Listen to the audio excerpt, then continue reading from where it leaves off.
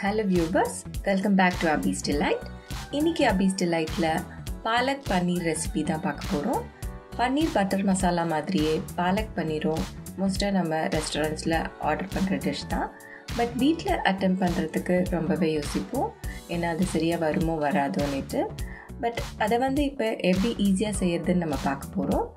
நீங்க நம்ம சேனலை இப்போ the first time பார்க்குறீங்கன்னா நம்ம சேனலை சப்ஸ்கிரைப் பண்ணிட்டு பாருங்க. அப்பதான் நான் போடுற எல்லா ரெசிபீஸையும் நீங்க பார்க்க முடியும். ஸோ இப்போ பாலக் பன்னீர் ரெசிபி எப்படி செய்யறதுன்னு பார்க்கலாம் வாங்க. ஒரு பேனில் நான் தண்ணி சூட் பண்ணி வச்சுருக்கேன். அந்த தண்ணி நல்லா கொதிக்கும் போது ஒரு கட்டு அளவுக்கு பாலக்கீரையை நல்லா அலசி அதில் போட்டுக்கோங்க.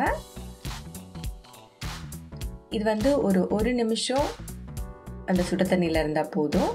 இந்த கீரை கொஞ்சமாக வதங்கணும். வதங்கினதும் ஆஃப் பண்ணிடலாம். ஸோ இப்போ பார்த்தீங்கன்னா இது நல்லா கீரை நல்லா வதங்கிடுச்சு. இப்போ இந்த கீரையை இதுலேருந்து எடுத்துடலாம். எடுத்து நான் ஒரு பாத்திரத்தில் ஐஸ் க்யூப்ஸ் போட்டு சில் தண்ணி வச்சுருக்கேன். ஸோ அதில் இந்த கீரையை ஆட் பண்ணிவிடுங்க. இது போல் நம்ம பண்ணும்போது அந்த கீரை க்ரீன் கலராகவே இருக்கும், டார்க் க்ரீனாக ஆகாது. ஸோ அதனால தான் இந்த மாதிரி பண்ணுறோம். ஸோ இதை நல்லா கூல் டவுன் பண்ணிவிட்டு இதை ஒரு பியூரியாக அரைச்சி வச்சுக்கோங்க. ஒரு பேன் வச்சுக்கோங்க. அந்த பேனில் 3 டேபிள் ஸ்பூன் அளவுக்கு எண்ணெய் விட்டுடுங்க. அது கூட 3 டேபிள் ஸ்பூன் அளவுக்கு பட்டரை ஆட் பண்ணிக்கோங்க.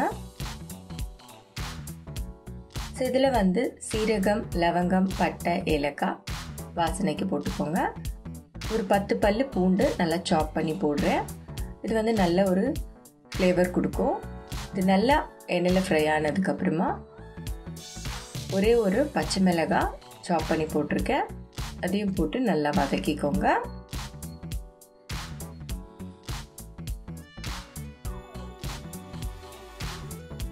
அது கூட 1 இன்ச் அளவுக்கு இஞ்சி ஸ்லைஸ் பண்ணி போட்டிருக்கேன். வெங்காயம் ஒரே ஒரு சின்னதாக ஒரு வெங்காயம். இது எல்லாத்தையும் நல்லா வதக்கிக்கோங்க.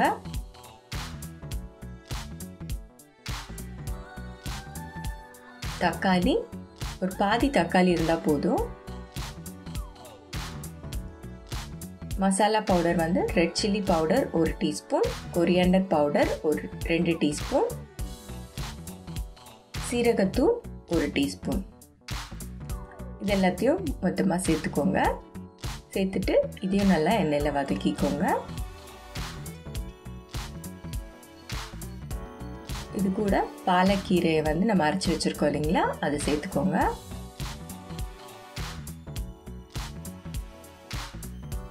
இப்போ தேவையான அளவுக்கு தண்ணி விட்டுடுங்க. அந்த மிக்சர் ஜார்லேயே தண்ணி ஊற்றி மீதம் இருக்க கீரையும் ஊற்றிடுங்க. அதுலேயே 1 டீஸ்பூன் அளவுக்கு உப்பு சேர்த்துக்கோங்க. இதை கொஞ்ச நேரம் குக் பண்ணிக்கோங்க. ஒரு 5 மினிட்ஸ் குக் பண்ணதுக்கப்புறமா பன்னீர் ஆட் பண்ணிக்கலாம். பன்னீர் நல்லா க்யூப்ஸாக கட் பண்ணி வச்சுருக்கேன். இது நீங்கள் ஃப்ரை பண்ணியும் ஆட் பண்ணலாம், இல்லை அப்படியேவும் போடலாம், நம்ம இஷ்டம் தான். ஸோ பன்னீர் ஆட் பண்ணி இந்த கீரையோடு சேர்த்து நல்லா வதக்கிக்கோங்க. இப்போ ஒரு பாதி கப் அளவுக்கு ஃப்ரெஷ் க்ரீம் ஆட் பண்ணிக்கிறேன். நல்லா மிக்ஸ் பண்ணி விட்டுட்டு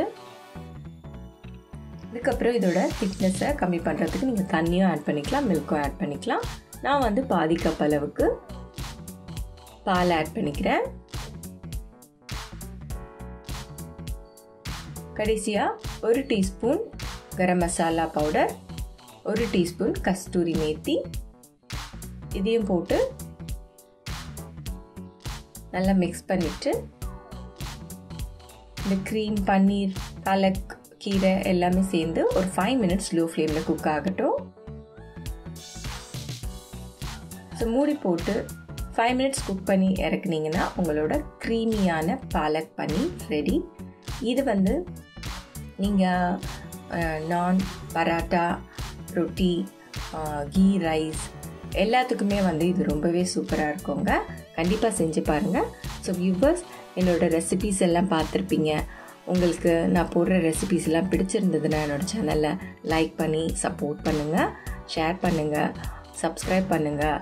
அப்புறமா உங்களுக்கு ஏதாச்சும் ரெசிபீஸ் வேணும்னாலும் எனக்கு கமெண்ட் செக்ஷனில் சொல்லுங்கள். அண்ட் தேங்க்யூ ஃபார் வாட்சிங்.